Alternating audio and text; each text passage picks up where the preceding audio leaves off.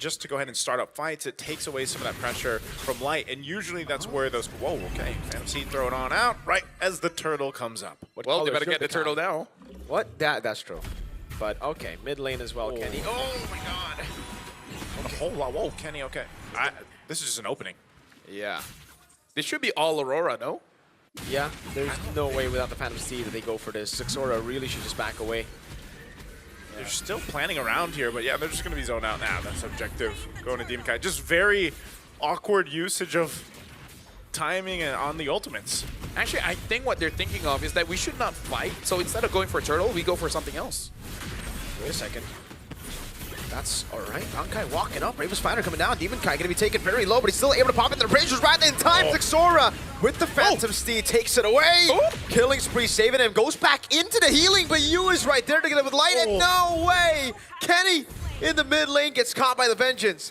There you go. So that is a secure there for Aurora Gaming Philippines. They knew that hey, if we want to force a fight there, that's going to be fine. And then just make it work. So with that, they get themselves a little bit of a lead to build up into, and you know that's tough for Team Zone. Taking a look here once again, Realme 15 Pro 5G, the M7 official gaming phone, and this kind of lead this early on. This is where Aurora Gaming Philippines shines. So we've seen this and talked about it many times. The early game usually is what they're able to control, and they don't let up when they have it. Just a bit of poke. Yeah, but here's the thing. Aurora Gaming definitely has the better draft in terms of execution, countering certain heroes. It makes it so that I don't know what Team Zone is supposed to target on here. Bankai even forced to use his flicker. Like, what avenues should Team Zone really look for so that they have a fighting chance? Because I feel like if they fight now, they don't have a chance. Yeah, that's really tough, man. Again, I'm not even sure if Bankai needed to use that flicker there. And the avenues that they can go for is just having a better time. Wow, okay. Again, I still have to say it's a whole lot here. Raging Sandstorm lands as well. Kenny locked down completely by Demon Kite. Phantom Steed now over on Light, but he gets shoved back while he was really trying to go for the heals. Demon Kite trying to provide a bit more peel there. Zixora turning things around, jumping on. Now the AOG as well. Able to get the squash down for another kill to Team Zone. Here comes Edward. Yeah, Edward is there, gets onto Zixora. Good stun on Bright. He's still able to sustain for a bit longer. Final Slash coming down as well now. And that's a Lantern Flare. Can he go for the pickup on Edward? A Vengeance coming down now as Zixora does a little bit more damage. Good stun. Edward gets out with the last Vengeance. I gotta say, Zixora actually is looking pretty good on his Neomorn, considering that during the wildcard, it said it's been over a year he hasn't been using it. Looks like he's been spamming it for a while. Okay, they're gonna get locked down. Final Slash, Phantom Steed coming down, doesn't really matter. Edward again on a playmaker, on a carry. It's there, Raging Sandstorm from Lights! And it's a triple for Edward. He finally gets caught by Bright, but it's worth it. A shutdown going to the pockets of our roamer. My God, Edward. That's why we were talking about him after yesterday's performance, and then even now here in this game against Team Zone. 6-1-2 on the R-Lock. I mean, like, there's no way to stop him, right? That's the biggest problem. Kenny's not having a good time. Bright is having an okay time, but again, like, as a setup, it doesn't matter if you have a good time or not. It really is on your damage dealers, and even Zixora is struggling to get farm, and then eventually K will struggle as well. What do you do here, you know, with in that matchup? Oh no, top lane. Trying to clear K, AOG, but it's too late, and Domenkite just shreds him down with a Blazing Duet as a two tanky voice tank up the turrets. Zixora almost missed out on the Ducati. Now walks up, did he find the angle? Flicker in from Kenny! Oh man! That's the desperation. Like, you know that they have to get something, and I really feel like Zixora is the one telling the team, we need to get something. You guys can give me some kills. Looking at items, he does have that Hunter Strike, so it makes it much easier to get the opponents low. But again, the finishing power is there, but you're not stopping anyone. And I feel like that's what Zixora is looking for. Kenny and Bright is having a difficult time here just to make sure that Aurora Gaming sticks in place, especially this Arlen. That's why I said, man, it's just these weird timings from some of the ultimates and battle spells even from Team Zone. You can see even with that lead that Edward got, you know, he's basically just got that Fury Hammer, then he went Oracles, he's got the Black Eyes too. So that all is enough to pretty much make him a threat, but also durable enough. Whoa, double Kai. This might be a solo kill. Bankai taking very low. Dominkai going on and they get the shield in time. And Kenny provides the backup necessary. Yeah, but that's kind of scary when the quad at 7 minutes Yeah. wants to 1v1 Alapu and almost winning. Yeah. Bro, that's not a good sign. Yeah, he just got his golden staff too, so right on target for that Trinity when he gets it. Oh no, this is trouble. Yes, Flicker. Could flicker out of the Raging Sandstorm now, but he gets stunned up there by Edward. It's still K surviving against 2.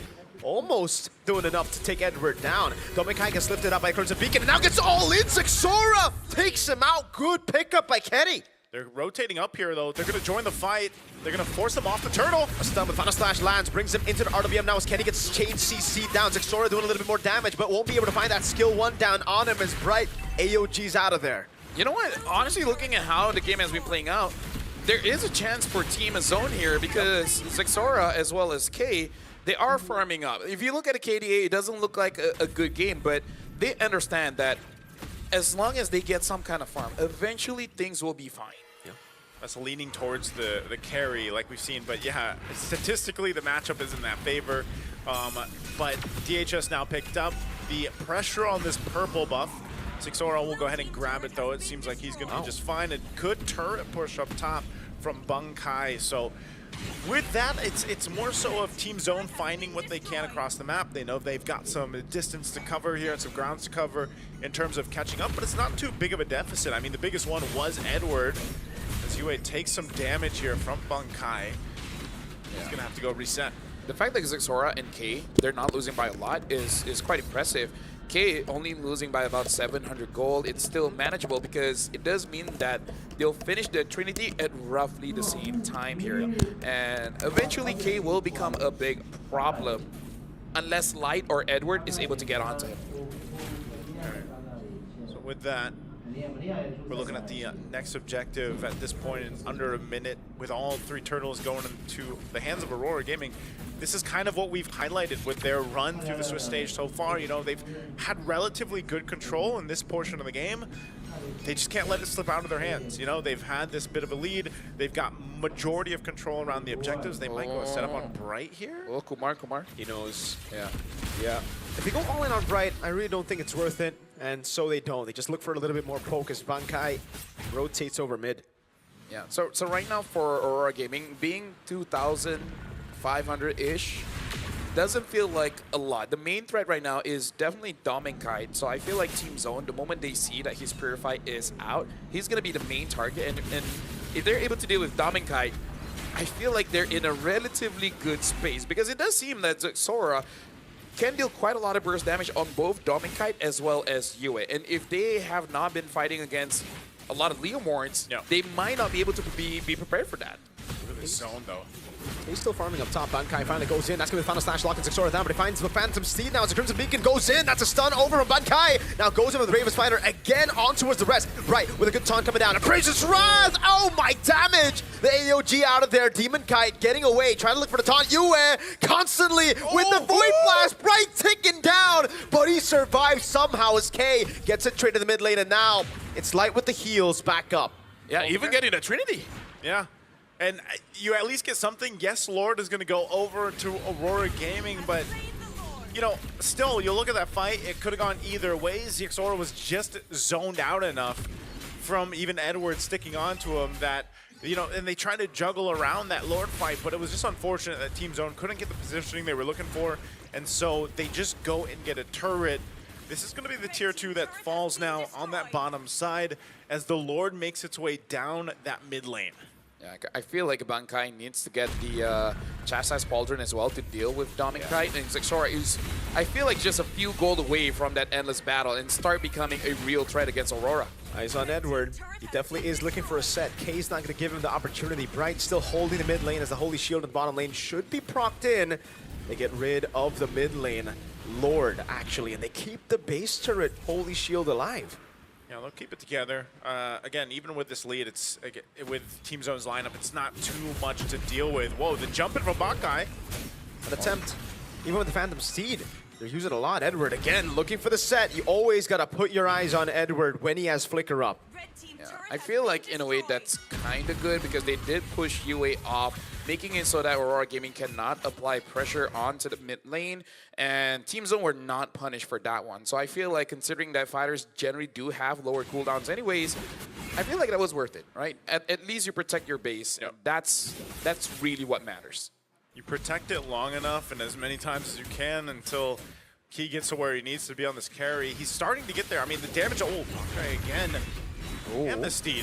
Bankai gonna go back in with Bayless Fighter now. RWM locking them down, and look at that! That's gonna be him getting out. Zixora caught in the bad spot. Still, whoa! What a knock up there from Kenny! K with a flicker! K! Oh my god! Now an AOG! And K gets a double before he ultimately goes down. You know what? That was cool. K made the hero play, and Bright comes in, giving him enough time to actually get Dominkite. And even though K died there, but the main pushers, you and Dominkite is not there, making it so that Aurora, they're in a standstill. Oh, and Edward has to flicker defensively. I'd say all that was worth, basically. Yeah. I mean, Team Zone needed to make something happen, and they do just that. They will actually get a good push up top, too. Getting that tier 2, it looks like it's going to fall here. Good work from Zixora. Now, kind of opening up the map a little bit before this Lord comes up in 30 seconds. So again, Aurora Gaming, you know, they're going to find themselves in a very precarious situation for this Lord take. Let's take a look at the instant replay here, though, for this one. Again, a lot happened in this team fight. Yeah, we got to look at the initial engage. Zixora was actually taken quite low, making it so that he has to back down. But look at K's positioning here. He was basically ignored for a while, got a lot of space, and then instead of going back towards his team where Light was waiting, he went forward because he knew that he had enough damage for Yue as well as Dominkite. As of now, K is doing his very best to bring back the honor, the glory, the reputation that the carry deserves. Hey, he might be beating the odds here right now in that matchup. The Claude and the carry. Again, earlier today it was 5-1 favoring the Claude. They're going to go here for that fight around the Lord. Final slash from Edward. Now Zixora zone in the back line, gets caught with the real world inflation, and now it's going to be the shred coming down as K is still in the midst of it all, dealing a lot of damage. And now the blazing duet from Dominic comes in, but he gets stunned up and he's forced to use the Purify. Zixora runs away, gets the dash, but it's unable to save him now. It's a 2 for 2. That's Crimson Beacon backwards. Bright with the AOG gets out of there. Honestly, that would have been better if K stayed alive, because it does seem like they're doing a double prong attack where Zixora attacks the damage dealers, allowing K to deal with the front line. It was unfortunate that Zixora really had a very bad time, unable to do enough damage to either Yue or Dominkite, and he tried to run away, but again, it's just not enough. Not enough. Lord's going to be secured here for Aurora Gaming off of that fight. So now Team Zone once again on the defense. We saw some of the holy defenses go down earlier on, and now they'll have to rely on this lineup to make it happen. I think they have that potential. It's just down to that positioning, especially on the defense here. We're going to take a look at the items. You can see K's got his Malefic Gun. He's going to be building into that Wind of Nature. I think that's going to be crucial for him to deal with this. You've got a Wind of Nature already for Dominkite as well. And then over on